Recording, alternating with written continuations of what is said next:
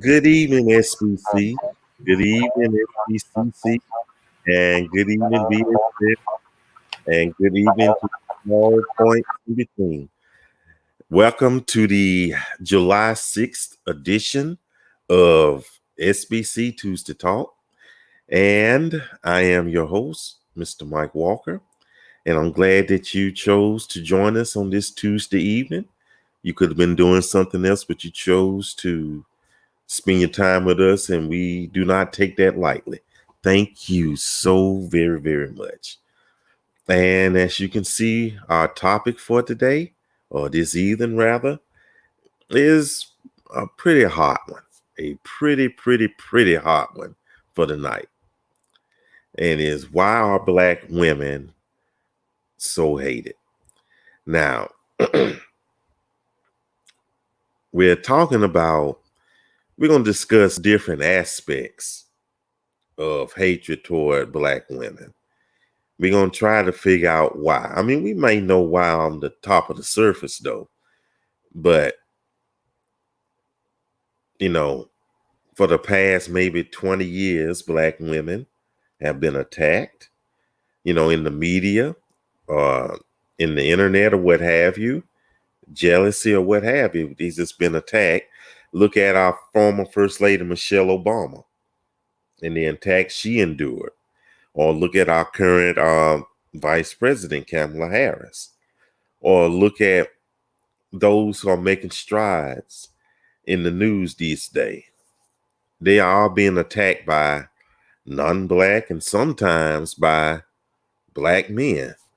So why is this happening? Why is this happening? Joining us this week, our panelists, we have Leslie Smith from Birmingham, Alabama. We have Victor Lewis Foils from Chicago, Illinois. And we have Keena Walker, no relation, Keena Walker from Jackson, Mississippi. Glad to have y'all here. Glad to have y'all join us. So, where do we begin?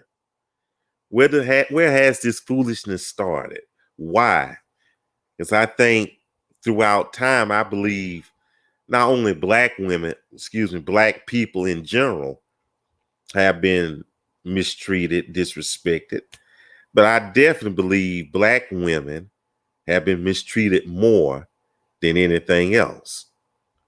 And I think as the time goes by, instead of things getting better, I think things are getting worse. Why is that? Anyone? Sister Leslie. I wish I knew why. I think I wish I knew the root of it all. I mean, I think Black women have exhibited so much strength, so much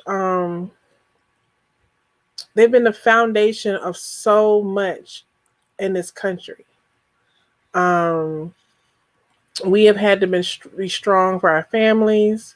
We've had to be strong for our community. We've had to fill in the gap in so many areas of our lives. And I'm not sure if it's just because as women, one, we are nurturers, but as Black women, we realized we also had to be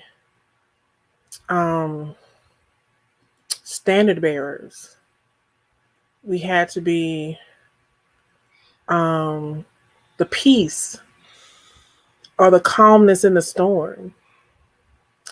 We had to be the love when everything seems to hate. We had to create an environment or a community or a household for our loved ones that they didn't experience on the outside. I think as just Black women, we just had to endure so much. And then that strength has been passed on from generation to generation. Because our men have had to endure so much. We had to hold up them and encourage them, as well as raise children to in an oppressed society. Um, I mean, I think as a Black people, we've had to overcome so much, but for our women, we have, and it's our people. It just we have excelled. We have done so much that I think we don't even realize we've done for this country and for our communities. And when I say community, for our Black community, for our country, I mean the country as a whole. I think of it separately sometimes because we're not valued the same. We're valued differently. Does that make sense in those different um, aspects? But I think we've done so much, and we realize we've had to be um, in order for something to be carried on and passed on. We had to be the ones that passed it on as the women. I mean, I think I remember so much more than my grandmother told me or my mother told me. Things that I could pass on, whether it's a demonstration of strength, whether it's wisdom, whether it's how to love, um, how to hold your head high, how to stand in the midst of adversity. Um, Black women have just done so much of that, and and I hate. It's almost like we see it as Black women, but it's just us as a people. It's just we have created, we have engineered, we have done so much that we don't get credit for. And we still keep doing it. We still keep creating. We don't let it stop us. We don't let it hinder us. We don't let it cause us to just shut down. We still keep doing. And you can see around this world that, we are a people who excel in everything we put our minds to. And it's hated on. Mm-hmm. It's hated on in so many ways. And I get this, and then Victor. Tawanda says, Black women been through so much, and most become so strong and unbroken. We realize what we've been through is not our fault. The strong walk away, forgiving all who hurt us, and move forward with our lives. Without them, we overcame so much, and we don't dwell on it because we have to live for those who love us and need us, etc. Victor. I think one thing that when thinking about this, the resilience of the African American woman have been significant because she's taking care of other people's children as well as her own children. She's been admired for her culinary skills.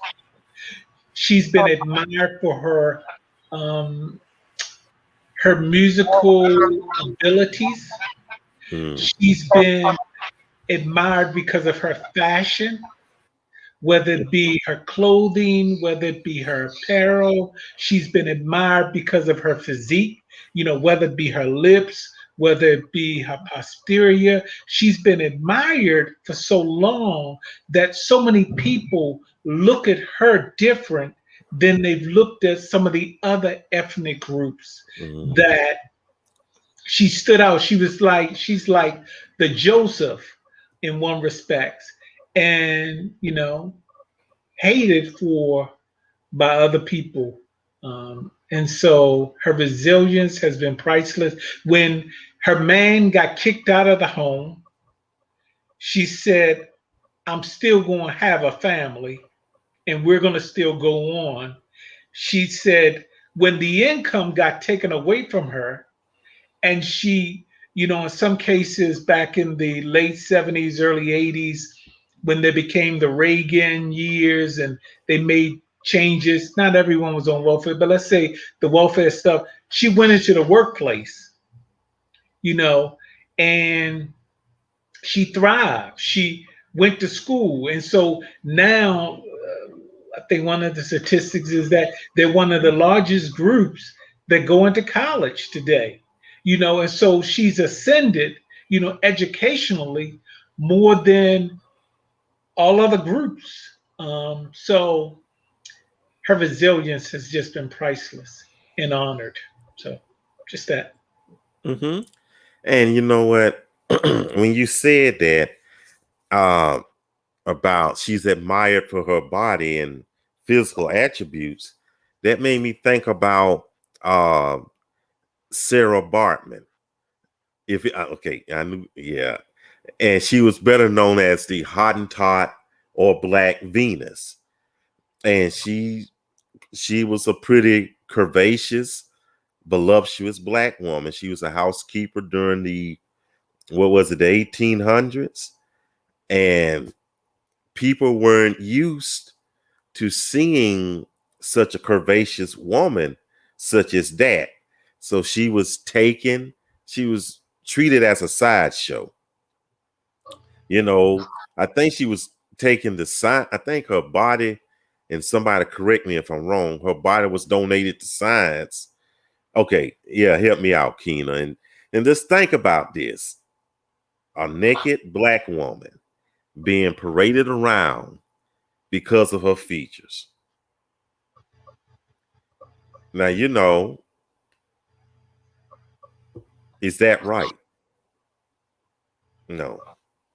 And we know that. We know that. Go ahead, Keena. I think that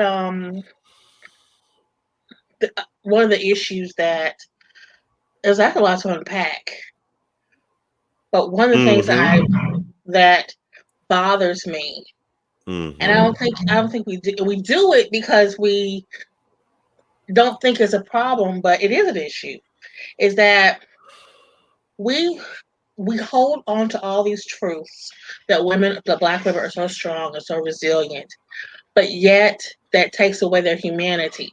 It takes away the ability for them to feel pain, to feel hurt, to be less than, to be vulnerable. Because everyone talks around, you're so strong, you have to be so strong until you break. That is why Black women, among other races, number 2 in the country. Even though we only make up 13% of the population, we're number 2 in the country for heart disease, heart death, and that is directly related to stress. And because we are so resilient, because we have such a broken system in our own culture, that we've had to hold our culture up without being tapped out, you know, to try and get our rest, get our strength back, to restore. And we have had to do this along with policies that created the whole structure, you know, the whole welfare thing. A man could be in the household, so the woman had to work twice as much. Or the whole pipeline to third grade to prison. You know, all this gatekeeper tests that's going on in the school system are the third grade gatekeeper tests, because that is a test that says they're going to go on to the fourth grade if they can read. That's also a marker that determines if a new prison can be built. Yep. School to prison pipeline. That's what it is. School to prison pipeline. And those are private, for profit. So we have a modernized slavery in the 21st century, because there are towns in small little areas in the South, mostly, that are, their whole economy is built on Black and brown people. And that's directly related to the failure of the structure of the Black family. But, you know, I was sitting there thinking about Bell Hooks. You ever read Bell Hooks' Ain't I a Woman? She brought it back out with a revision to the 1970 classic. And the history on it is because of the protection of the white female. Because the slave master wanted her, the Black woman, at night. And then she had to endure the torture from the slave mistress in the daytime. You know, you have that, is it Madame Lavar? I can't think of, it's the, in New Orleans. She had a torture dungeon for Black people, you know, for Black slaves. So I think that that's a big root of it. But right now, we have Black people in our own culture, we're shaming each other over accountability, respectability politics, over a bonnet, wearing a bonnet in public, even though we have people of other races who will come out in anything as well, but they're not shamed at all. We we can't be everything and everyone to everyone else and nothing for ourselves. And we got to figure out a balance and not be combative with it, but figure out solutions. Because in Mississippi, I looked it up, we only pay 50 cents on the dollar for a white man. That is, we're second in the country. The bottom one is Washington, D.C., 52 cents on the dollar. That's crazy. And I've seen that in a real way. I had to train somebody, a black man, found out he was making $6 more than I was. For the same position. And, the Lilly Ledbetter Act, which helped make income transparency a real thing, it just stopped. It went so far, and then it didn't go any further. And we just have to keep, because black women, basically women, and I like, I'm black. If you give us the resources that we need, we will make it work. But when you keep tying both of our hands, okay, because it was not by a stroke of luck that black women stopped a pedophile from being elected in the state of Alabama. It's not a stroke of luck that you did not have turned Georgia blue. That was black women coalescing together. So when you stop tying our hands, we can do a lot of good stuff. Knock off. And you know what? And you're right. You're absolutely right about the power of black women, especially in the state of Alabama. They more or less kept what's his face from being elected to be our, I didn't want to call his name, but Roy Moore is the man who was accused of being a child molester, and black women voted and got Doug Jones in office. Yes. They came out, they broke it down on Politico and other sites, and Jefferson County came through. But guess what? This is sure sugar is sweet. You had some folks who's gonna sit up there and make excuses.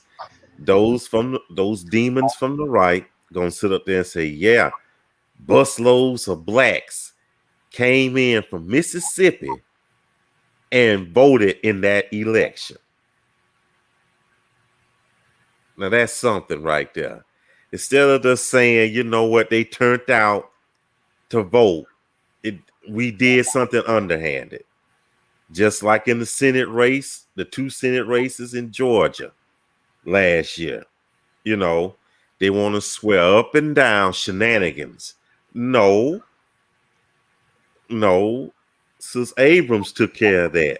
And others, they took care of that. They wasn't playing. They were tied. They cheated her out of her, out the election. So she said, okay, I'm going to show y'all. And you know what? Again, whenever she's in the news, Leslie grinning, whenever she's in the news, those internet trolls want to attack her. They want to attack her. And of course, they go for low-hanging fruit.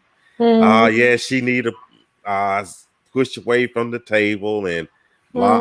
I think she's good looking personally. But she got a gap. But yeah, she's a nice looking woman. So, but all I'm saying is they want to pick at her.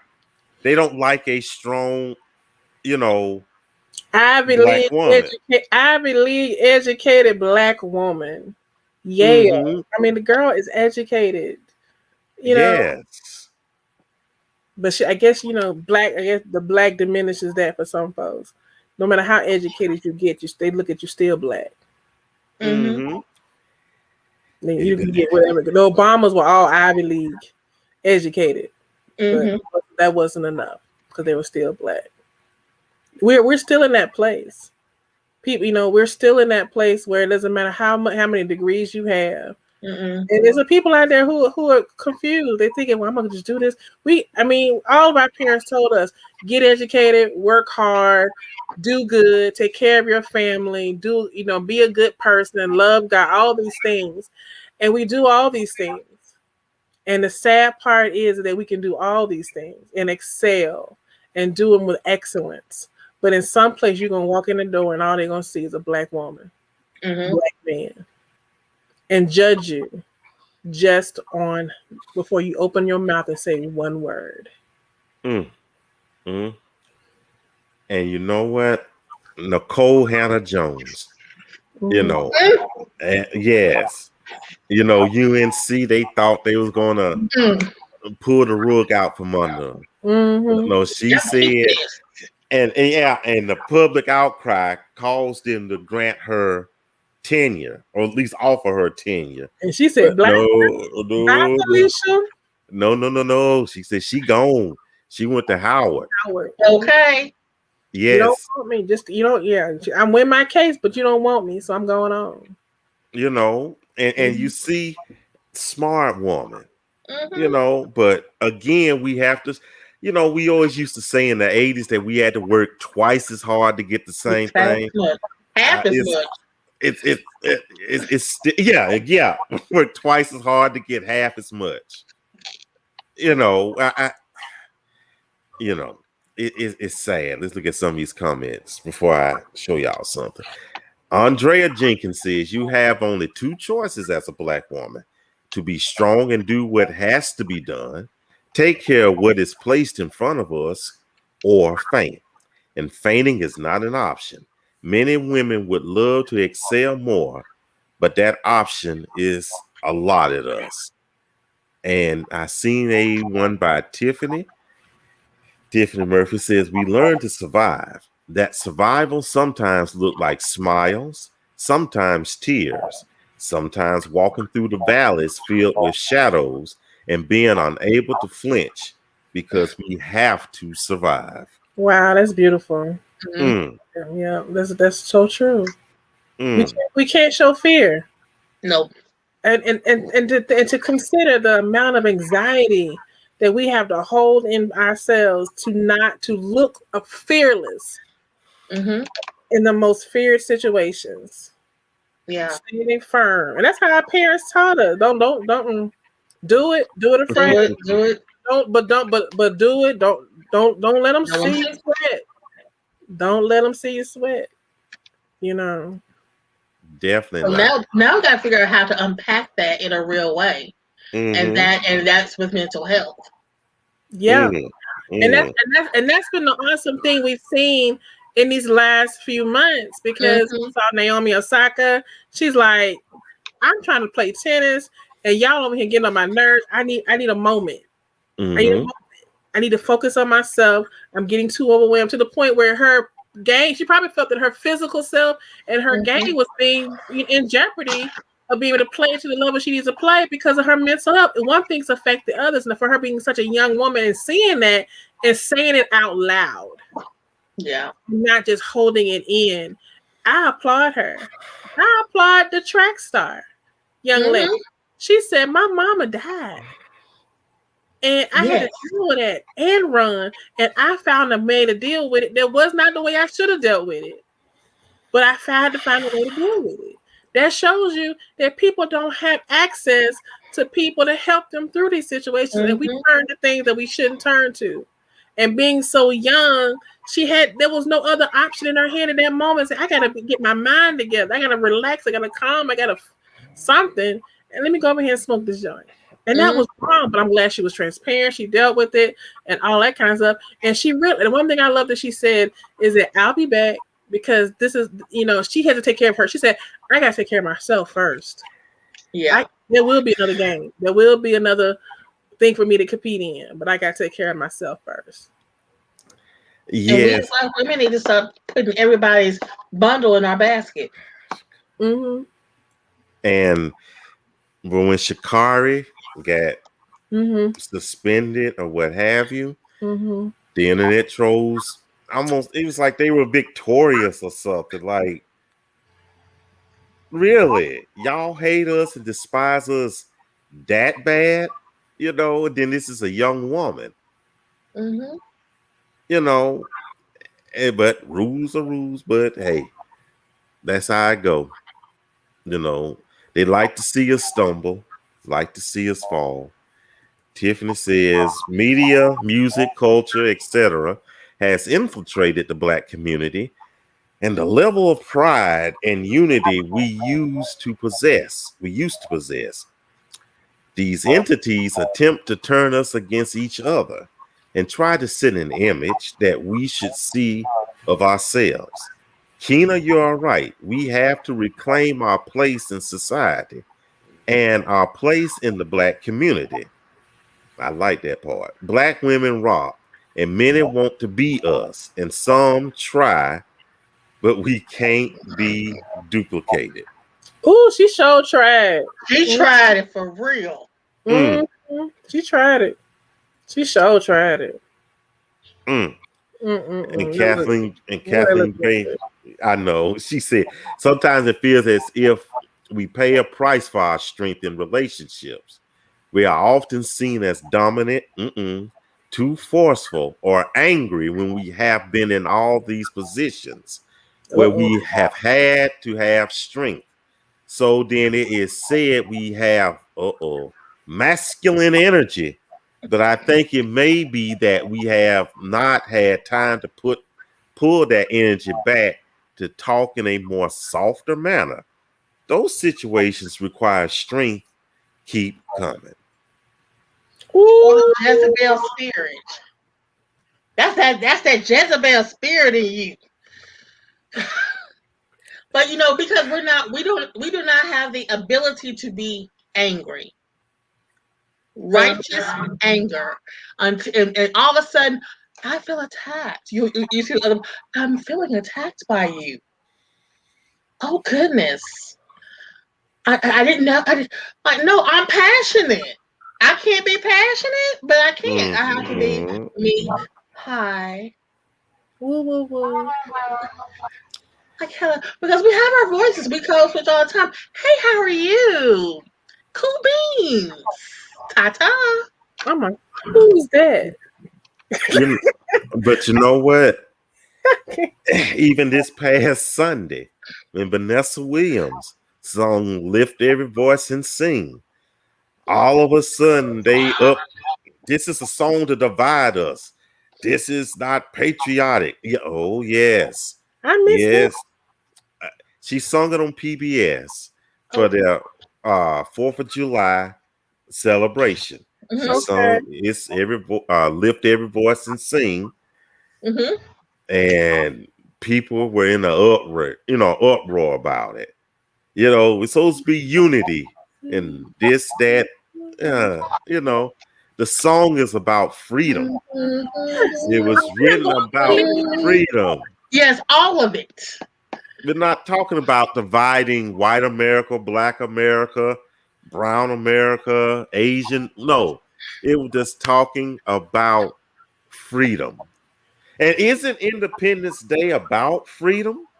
Or is it just freedom for some? It ain't been about us for our freedom, because that freedom of that day was established before we were free. Exactly. So it's not about our freedom. So we can't all collectively appropriate this Freedom Day, it seems. But if it was any other thing, like, we appropriate Cinco de Mayo, that ain't our freedom. That ain't even our country. Exactly. But then we get to Juneteenth. Oh, you want to create division with Juneteenth? I said that's when we became free. But we can't celebrate. So my thing is that we can't celebrate freedom because in their eyes we still ain't free. That's it. St. Patrick's Day. We celebrate green beer. Drink the green beer. A little clothes. You got your green on today. You wear that shirt on St. Patrick's Day. Exactly. And this is why critical race theory is not being taught. However, it is being taught at my child's homeschool. Hello. Okay. It was taught at the Smith household because mom and daddy Okay. we read the Black History moments in the Ebony and in the Jet. You know, Jet had the little Yes. Yes. And we Yes. save our Jets for Black History Month because we always had a Black History contest that asked you all these questions about who did this and who did that. And Mama had them stack of Jets. We were flipping through to get our little Black History facts together so we could fill it on our little books. And I won that prize 2 years. 2 years in a row. The Sears gift. Bishop Foils. Bishop Foils. There were a couple of things, you know, back in the time we wasn't able to educationally, but today there's some who have negative comments regarding the African American female, how she excelled academically. At one point, the African American female stayed at home. Today, they comment on the fact that how she's in the workplace. It's like no matter what she does, it's like it's the opposite. And so I want to say, well, what's good? What you do then? If you're telling me staying at home was bad, now going to work is bad. Telling me that she wasn't educated, that's bad. Now she's educated, that's bad. So what is it then? Because she's evolving and she's doing what you've said for her to do, and you beat her down because she's doing what you said for her to do. And that's why the largest I don't even know how to say words to say it. But anyway, I'm gonna try to say it. However, the largest number of business owners, the largest increase of business owners over the last 3 or 4 years have been Black women. You don't want us at home. You don't want us in corporate America, so we go and create our own, own business. So and we say, you know what, we can be our own boss. We can be in charge, and we can run our own stuff and do our own thing. And it's happening. You will see it everywhere. Just people are. I'm in a group with a lot of business owners, and you go out and say, I just need a caterer. I need someone to do this. I need someone to do that, and they're just popping up. We are side hustling like I don't know what. We're venturing off, opening boutiques, opening up our own practice. We don't have to be over here in this practice with all these other people and be that one black face on the wall of doctors and lawyers. We are opening up our own stuff, and I think we should keep doing it. Be your own. Build, create your foundation, work where you got to work to build up your money, build up your bag, as they saying. And then, because when you realize, they don't want me here, okay, that's fine. I'm going to get all our understanding, all the knowledge I need to create my own, and then I'm going to venture off and start my own stuff. And don't be afraid to do it, because we're looking for places to go with people, as Black women especially. Because we need doctors who are going to hear us to detail our pain and not dismiss it. I'm so tired of going to doctors and you sit here and tell them you have a pain and they act like they can't even do an x-ray. Oh, you're okay. Take some Tylenol. Oh, you'll be okay. You're sitting there taking a test or something or doing something and they're just dismissive. And you ask questions and they just blow you off. They don't listen to you. They're disrespectful. I'm looking for Black everything. Every kind of medical whatever. Because I feel like I need to be heard. And when it comes to my physical health, no, they're not listening. Many of them, I hate going to urgent care and not seeing someone like me because I feel like I'm not being heard. Yep.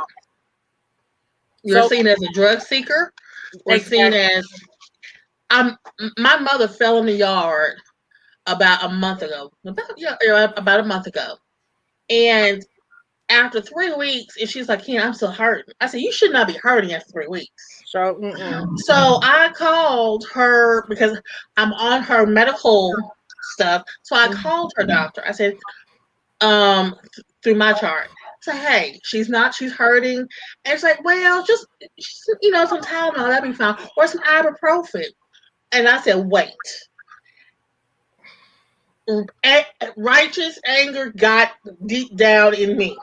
And I told them a 68-year-old woman should not have to not have her sleep disrupted over pain.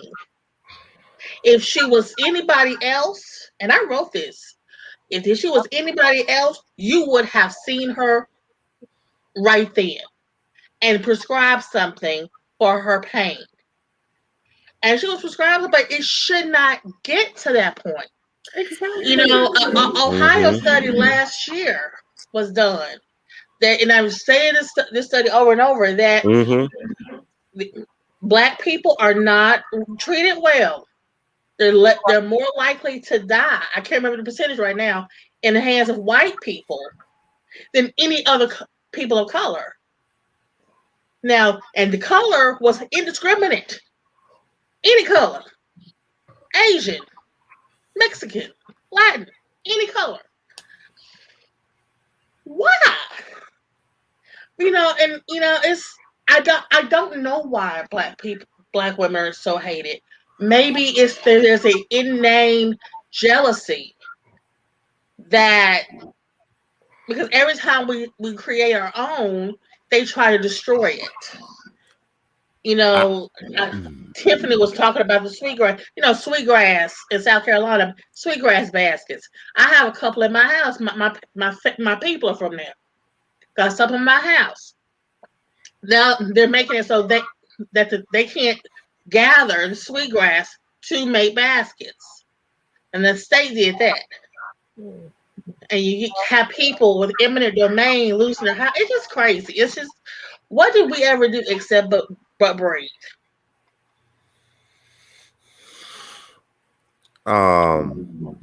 If you want to read more, I think if y'all familiar with the Belmont report, that's pretty much it. And it talks about things like the Tuskegee experiment, other stuff where us minorities were being tested and what have you, though. So just look up the Belmont report rather. Okay, and we got a lot of them. Let me get this one right here. Then Kathleen Graves says, think what hurts the most is when the hatred comes from within our own people. Yes, sir. I am in Arizona. Need I say more? We are left alone to make our way. We can make it when the hatred comes from without. This is America, but when that hatred also comes from within. That's a good part of it right there. But the piggyback with dang, I got a lot of piggybacking to do. What Victor says, how they complain if the woman stays at home, yak, yak, yak. She goes to work, yak, yak, yak. Okay, she gets on the system like welfare or whatever. Well, guess what? Yak, yak, yak. You're going to complain either way, you know. And then to piggyback to what Keena said, sometimes it may be jealousy, but when you've been in a superior position, you know, and I know I may be misusing this term, where Andrew Jackson said manifest destiny, thinking that it's your right, your God-given right to rule all other races. And then those you've enslaved, suddenly whom you thought were inferior to you, all of a sudden start building their businesses. They become smart, if not smarter than you, earn money, become richer, become wealthy. So there's a lot of I get, what is it? What's the word? Bad feelings right there. So it definitely doesn't make it right, though. So it's a mixture of things. They have to be in a superior position. You know, I hope that doesn't sound stereotypical, but that's what. Go ahead. Is what that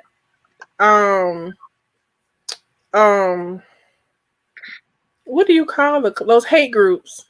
That's what they preach to one another. Okay. You have this right, that you have this inalienable God-given right to be in this position, and because of your color, you're pure, you're the first, you're the most. I mean, that's what they preach to one another, and that's where that hate begins. That's where that's the same hate that had them folks climbing them walls on January 6th. Mm-hmm. And that's the same hate that has been manifesting in those groups. I'm not going to say it's a race of people, because look, even some of these hate groups are filled with people of different races, and they begin to hate other races. And so that has what been preached and ministered and evangelized and indoctrinated into them. That's not even a word. I ain't say that right. You And read, you good. over decades and decades and hundreds and hundreds and hundreds of years. That's what they thought. And that's what they believed, and that's what they acted on. In every aspect of their living. And that's why those people were there climbing those buildings, because they told them that they had power to stop something that they had no power to stop. It's like a cult. You believe, you drunk the Kool-Aid. They all drunk the Kool-Aid, and the Kool-Aid, and that drunkenness of that Kool-Aid took them to Washington, D.C. It takes them to all these other places that allows them to create all this hate. They drunk so much of the Kool-Aid where they look at a black man walking down the street and say, "You must be doing something wrong, because you're walking and you're breathing down and you're not behind bars. So let me find a way to get you behind bars, because that's where you belong." Because they've been told that you're not supposed to be free. You're a black person. You're not supposed to be free. So I'm gonna find a way to come up here and harass you and get in your face and talk to you and find out you're not giving me your name and where you live and all these things. Oh no, now you're resisting arrest because you're not giving me information that I'm asking you for, that I have no right to ask you for, because you haven't done anything wrong. Because they've been in their minds, I gotta find a way to imprison you because that's where you belong. That's the word they've been given. It's evil. It's just beyond evil. 2050 was the year where there will be no discernible majority of any race in this country. That actually has been done. It went down to 2040. Yeah, they've been mixing it up. They've been mixing it. Speaking of mixing. That's 20 years. Yeah. 19 years from now. Yeah, 19 years from now. Let's jump ahead. I'm going to show y'all a video clip. And I warn y'all that's watching, it has mild profanity in it. So, so don't write me any nasty emails, whatever. It's PG-13. SH. Okay. So, anyway, I'm trying to keep from spelling sugar honey iced tea. But like I said, though, listen, here's the setup. It's this guy, and apparently it's obvious he's either from the UK or some other British Commonwealth country. And he's explaining to black women as to why white men aren't interested in them. Okay? Let me repeat this again. He's trying to explain to black women why white men may not be interested in them. They ain't been a bumble. So okay, they ain't been a bumble. So sit back and relax. The first is that black women come across as being masculine. Now, it's debatable whether this is down to genetics or whether it's just down to conditioning and environment, but this is the nature of reality, and this can often put white men off. Now, another black girl asked me how it's possible to appear less masculine and more feminine when around white men. My advice to you is to basically find yourself a gay best friend, okay? Find yourself a gay best friend, hang around with him for a few hours and get to know all the kind of gay mannerisms and all this kind of shit. And what I'm saying is if you spend time with him, all that will rub off on you and you will appear you will appear more effeminate as a consequence. I make more lemonade. Give me that. 7 bottles of water. I got it. I got you. So, in order for Black women to appear more feminine, they have to find a gay friend. Tiffany's so silly. Tiffany trying to I see it. Oh, girl, I understand.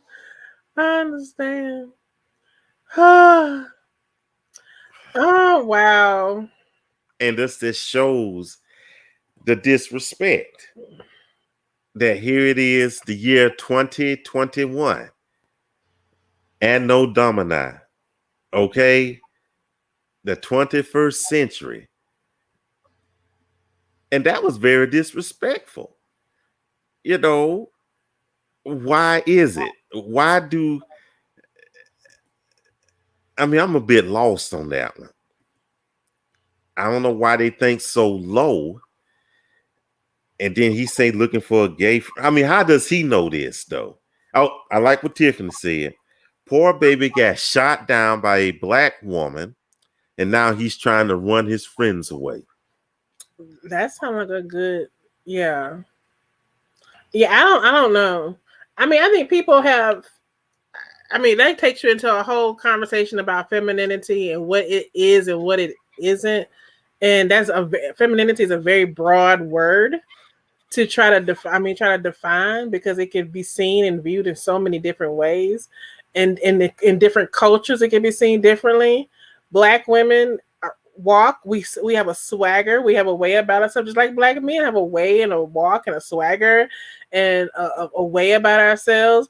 And it's broad. We do things that other folk, and it depends on where our community, where we were raised, how we were raised, what north, south, of the United States. It's so many factors that play in how we do what we do. And it's like you can't point a finger and say, well, this is the right way to be feminine. Like, what? I can want to wear a dress and put on heels, or I can sit here and have my hair cut short with my lips banging, balloon glossing, with earrings and some tennis and some Jordans on, and still swagger with my hips and all of that, and just walk into a room and just. Femininity can be seen in so many different. It can be carried in so many different ways. So how you now it's not the issue how you want to define, is what is your flavor? What about femininity draws you into that particular female person? Everyone's not drawn into the same thing. Some men want light skin, some men want dark skin, some men want long hair, some men want short hair, some men want big lips, thin lips, thick, fat, whatever. They want big top, little bottom, big bottom, little top. Whatever it's all feminine. So just because some woman that made you feel some kind of way, now you want to describe it as not being so feminine because she probably made you feel a little bit immaculate. Thank you. I'm losing all my little vocabulary right now. Emasculated. Oh, I was missing that one little letter. And now you're thinking like, oh, she's not feminine because she's making me not feel too masculine. Well, some people make you feel some kind of way. Take you to a place you've never been before, and I believe a Black woman will do that to you. And so that don't mean she's less feminine. That doesn't mean she's masculine. That means she has a way about carrying herself that has a presence in the room that if you can't come to it, then you may need to step away from it. And he stepped to the wrong one because he wasn't ready. That's okay. All.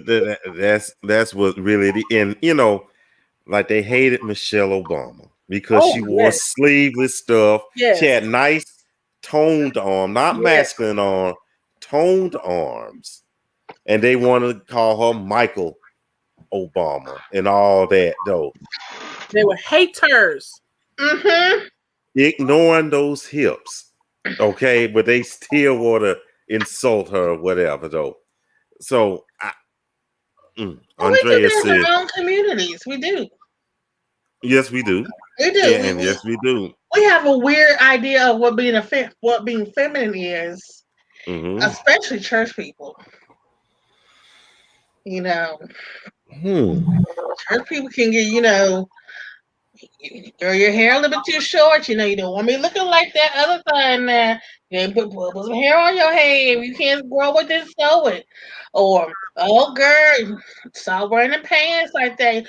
If you want you a good man, you start wearing you some sundresses and long. And you must sit this way. And this time, it's a whole idea like, and we do it with men too. If a man is not pumping 300, I don't know if that's a really big number, but pumping 300, and he's all mad, all these muscles all over the place, and like, hey, I chop wood every day. Yeah, that's the idea of masculinity. When there are levels to this, it's nuanced. You're right. You're right. Because masculinity has different. We have different views of that. It just, yeah. A man. And when I think of a man, I'm thinking of certain things about a man that makes him seem just, ooh, that's a man. That's a man right there. If you don't work, you ain't trying to work. You ain't no man.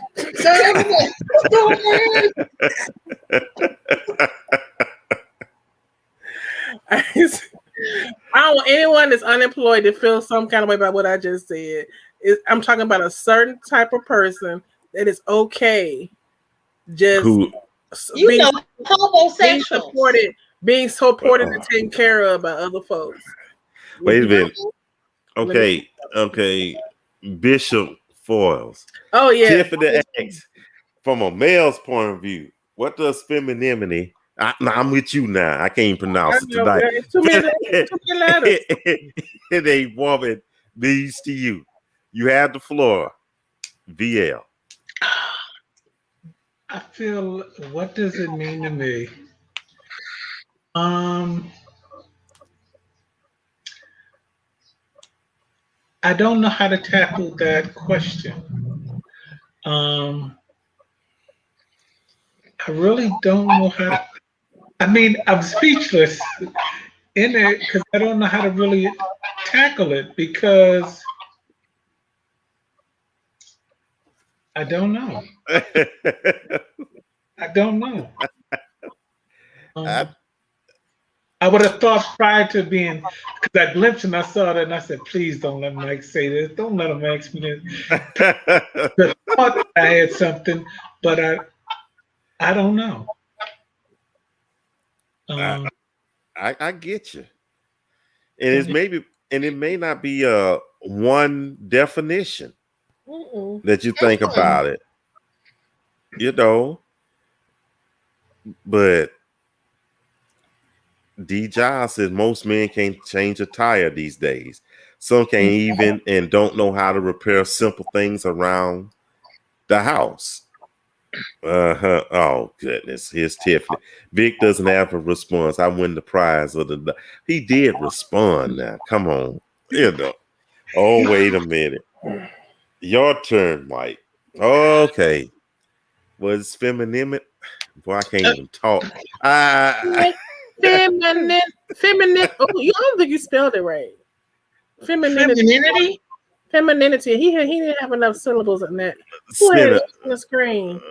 Cinnamon. Okay, I pronounce it cinnamon. But how I describe it? Let me look it up. Oh my God. Go ahead, Mike. I'm in the Go ahead. Go ahead. Someone who is nurtured. Oh goodness. Someone who is nurturing. Someone who is aware. Someone who is caring. someone that refuses to emasculate a guy, someone who has enough self-respect for herself, and someone that's willing to take a young girl, a young lady aside and be her mentor and teach her what's right. That, my friends, SBC, SBCC, and BSL, that's why I describe as femininity. It's femininity. We didn't have enough syllables. Femininity. Wait a minute. Yeah. Femininity. Oh, hold on. You got too much in that one too. You got too many T's. You got too many T's. Femininity. Knit. It. Oh, shit. It's only one T. The I. Take the I's and E's. A T. A T E. Okay. That's phonetics. I almost said something else though, but yeah, excellent. Okay. Thank you. But yeah, that's great, Mike. And I think some of the things that you said are something that's not even gender specific, you know. And so, but I think for that man, for any man, is what attracts him to the woman. Because if you're a man attracted to women, I'm gonna put it like that. Man being attracted to a woman, what about a woman attracts you? And those are those things. She's a nurturer. How she carries herself. Yes. How she cares for herself and how she presents herself. And that whole being all in one is what draws you in. Just for a woman is like, what are you looking for in a man? What draws me to these men that I'm attracted to? I like a man that has some height. He had to have some wit, a little humor about himself, someone who's intelligent, someone who likes to listen, but also likes to talk. You know, I like swagger, you know, because my daddy liked to dress. My brother liked to dress. So I like to see a man that likes to, you know, have a little swagger about himself. You know, you don't have to spend all your money, but you know, you spend the right money in the right place, you can look like you're doing the right thing. Absolutely. You know? And likes to work. Oh, there you go again. He got to work. He likes to work. That's right. You know, he's found his passion. He's found where he's skillful at, and he knows how to make money in that, and provide the resources he needs for himself and his family or whoever he's taking care of. You know, self-sufficient. Yes. And he's and those are things I like. That's that just turns me on. Like I said, is what comes out of her mouth. She could be 10 out of 10 physical wise, but if nothing but garbage comes out of her mouth, she's ugly. And that's the bottom line. So, and with that said, well, yes, with that said, folks, we are out of time. This was a good one. Pardon my vernacular, but this was sure enough a good one right here. And I had 2 videos, but I'll show that at the after party. Okay. So if you want to see the second one, come to the after party, okay? We're going to put the link up. And speaking of which, here it go. After party. We're going to talk about this and some other topics and just join us. We're going to put the link up in the group. It's going to be pinned to the top. It's going to be a Zoom link. It's going to have that same graphic that you're looking at right now. Just click on the Zoom link, join in, have your favorite beverage, your snack, and emergency contact numbers. So come and join us, okay? Okay, and then Saturday around this time, we have Saturday Night Social. Pretty much the same thing as the after party itself. It's just a standalone event, and it happens around about 10 p.m. Eastern time. So come join us. It's the same thing. May last a little longer since it's on the weekend, and of course, it starts right back over again with Tuesday Talk. Join us next week at 9 p.m. Eastern Standard Time. Well, we had a good one. Thank y'all so much. Thank you, Leslie, Victor, and Keena. Thank you all so much. And thank you all, audience, for being there with us and supporting us. And thanks to everybody. So until then, this is Mike Walker signing off. And we will see you next week. Bye, y'all. Oh, I feel for my brother. Feel for my brother. You know, a lot of my brothers are dead or gone, but they've been hanging on the block a little too long. What can I say? I hope they live to see a brighter day. And the ones that are doing fine, God bless you, 'cause you're doing fine. At the end of the day, don't forget about me. As days turn to weeks, and weeks turn to years, oh, I feel for my brother.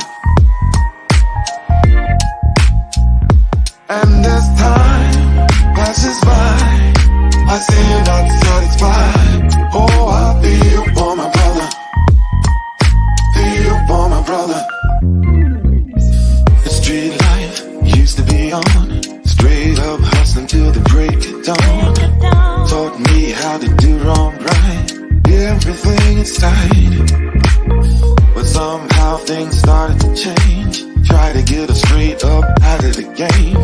You couldn't see what I saw.